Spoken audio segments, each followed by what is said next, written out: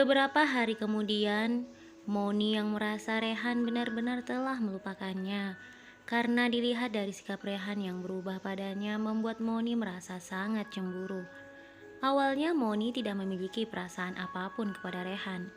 Namun setelah pernikahan Rehan dan juga Anita, membuat Moni merasa ada yang berubah dalam diri Rehan.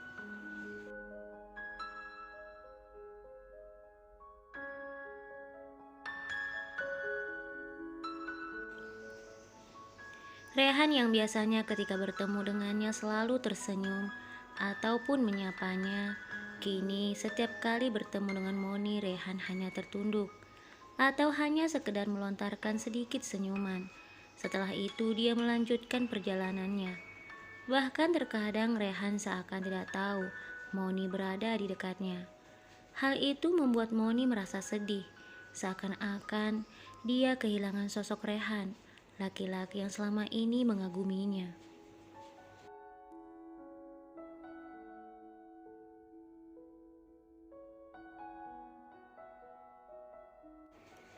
Hari itu adalah hari libur, jadi Anita tidak pergi ke puskesmas untuk bekerja.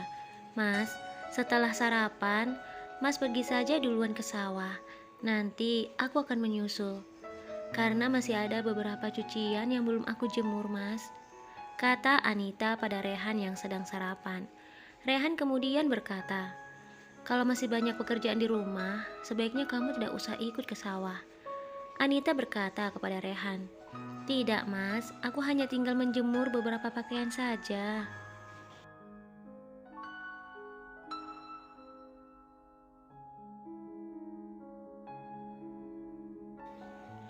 Sambil makan dengan lahapnya, Rehan kemudian berkata, ini musim hujan, jalanan menuju ke sawah sangat licin. Karena tetap ingin pergi ke sawah untuk membantu Rehan, Anita tetap bersikeras. Aku akan berhati-hati mas, kamu tidak perlu mengkhawatirkan aku. Lagi pula, kalaupun aku jatuh, bumi ini tidak mungkin berguncang. Yang paling tidak retak sedikit. Mendengar perkataan Anita, Rehan dan ibunya tertawa. Lalu Rehan kemudian mencubit pipi Anita. Bakpao, bakpao, bisa saja kamu.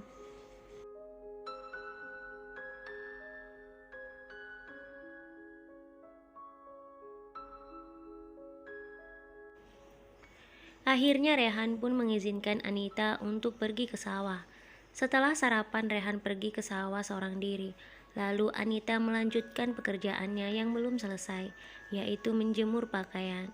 Setelah menyelesaikan semua pekerjaannya di rumah, Anita kemudian pamit kepada ibu Rehan.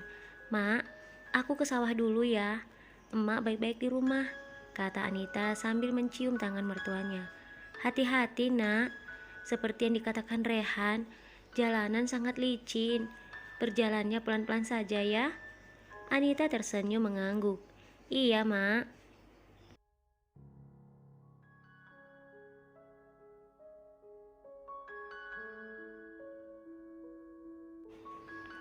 Saat di perjalanan, Anita begitu hati-hati karena jalanan yang licin dan becek membuat seseorang bisa saja mudah terjatuh. Tidak lama kemudian akhirnya Anita pun tiba di sawah milik Rehan. Sambil berjalan, Anita melihat ke kanan dan ke kiri, mencari keberadaan Rehan. Di mana Mas Rehan? Biasanya dia ada di sebelah sana. Apa mungkin dia di tempat yang lain? Batin Anita sambil terus melangkahkan kakinya.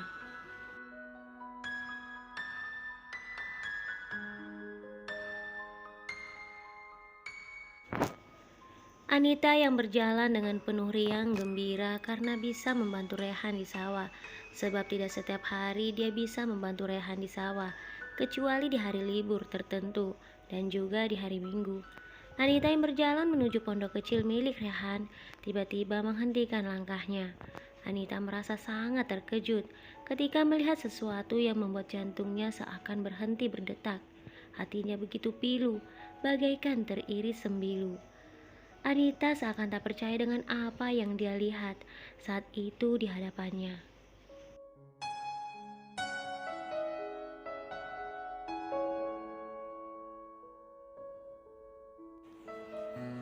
Anita berkata dengan suara gemetar, Mas Rehan, Rehan yang menyadari keberadaan Anita langsung berkata dengan kaget, "Anita?"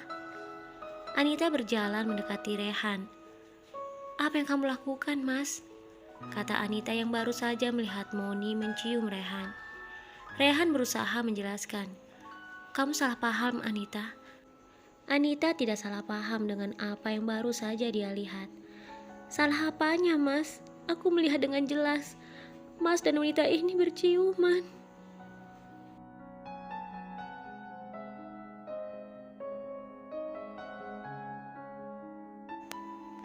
Rehan menggenggam tangan Anita. "Tidak, Anita, apa yang kamu lihat itu tidak benar. Rehan belum menyelesaikan perkataannya. Anita berkata sambil menangis, "Seharusnya aku sadar, Mas. Sampai kapanpun, kamu tidak akan pernah bisa melupakan wanita ini.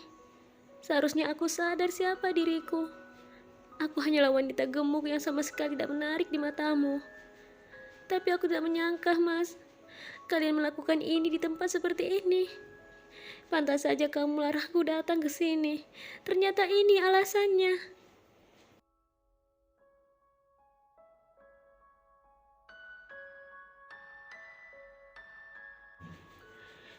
Rehan kembali ingin menjelaskan kepada Anita, namun Anita menolak dan tidak ingin mendengar apapun dari Rehan.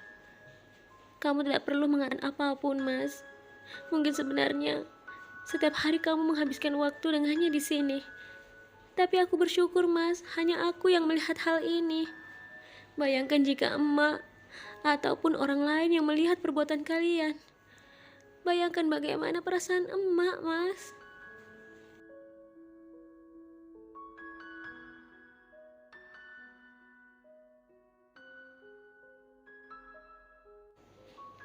Anita kemudian berlari kembali ke rumah sambil menangis terisak-isak. Hatinya begitu hancur. Jalanan yang licin dan berlumpur seakan tidak dia hiraukan lagi. Rehan berusaha untuk mengejarnya, namun dicegah oleh Moni dengan menarik tangan Rehan. "Lepaskan aku, Moni," kata Rehan. Namun Moni tidak mendengarkan perkataan Rehan. Moni justru menggunakan kedua tangannya untuk memegang tangan Rehan. "Lalu, aku bagaimana, Kang?" kata Moni pada Rehan.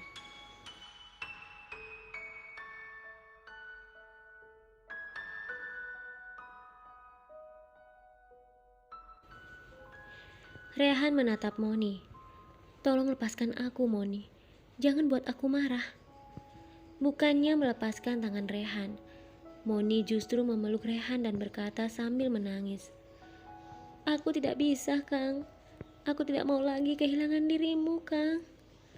Aku tidak ikhlas Kakang hidup bahagia dengan wanita itu. Aku tahu, di hati Kakang yang paling dalam, Kakang pun masih mencintaiku.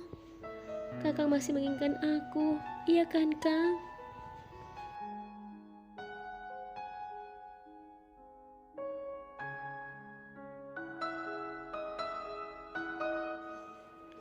Rehan mencoba melepaskan pelukan Moni sambil menggelengkan kepala. "Tidak, Moni, kamu salah. Tolong lepaskan aku, Moni." Moni semakin memeluk Rehan dengan erat. "Tidak, Kakang. Aku tidak akan melepaskan Kakang lagi. Aku sadar, Kakang. Aku pun sangat mencintai Kakang. Dan aku ingin Kakang menceraikan istri Kakang dan menikah denganku. Kakang, aku siap menerima ibu Kakang sebagai mertua Moni. Aku mohon, Kakang."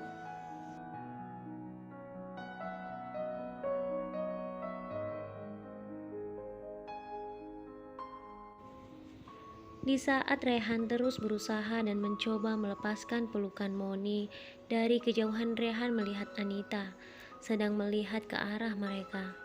Rehan dengan kuat mendorong tubuh Moni sehingga Moni sedikit terhempas. Lalu Rehan mengejar Anita yang saat itu sedang berlari sekuat tenaganya.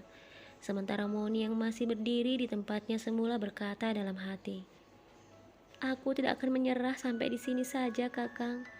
Aku akan terus mengejarmu. Dan aku yakin Kakang pun sebenarnya masih sangat mencintaiku."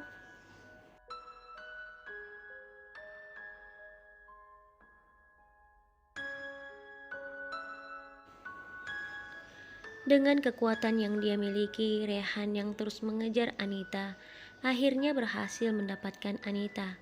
Rehan memegang dan menarik tangan Anita, sehingga Anita tidak mampu berlari lagi. "Sayang, tolong percayalah padaku. Apa yang kamu lihat itu tidak benar." Air mata Anita yang mengalir deras tak mampu dia bendung. Anita berkata sambil menatap Rehan. "Apa yang tidak benar, Mas? Aku melihat dengan jelas. Kalian..." Anita tak mampu melanjutkan perkataannya.